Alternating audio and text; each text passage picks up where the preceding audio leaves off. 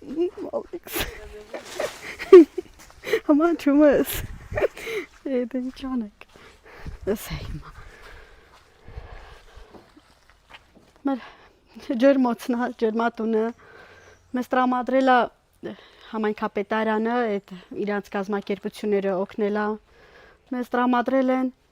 մենք էլ մշակում ենք, զբաղվում ենք։ Էս մի առուն ծիծակ է, այստեղ էլ պամիդորն է։ Էս կեսը վարունգա, կեսը պամիդոր, մի վերջի առուն էլի ծիծակ, բիբար, խառը ու կանաչիներ եմ ցանում մեկ-մեկ արանքներում։ Ու տենց մշակում եմ մեզ համար, վաճառքի համար, վաճառում եմ մեզ համար։ Տենց աշխատում ենք, հողագործություն զբաղվում եմ, սիրում եմ, սիրով աշխատում ենք, զբաղվում ենք։ Տեղահանված է Քաշաթաղի շրջան, քաղաք Միջնավանից։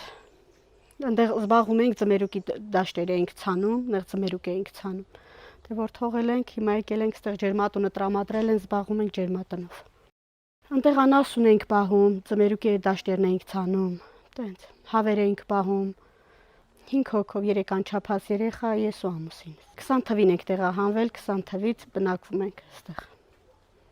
Վարձով ենք մնացել այս տանը, հետո վաճառել են ու տենց այս աջակցությունների գումարներով վերցրել ենք այս տունը։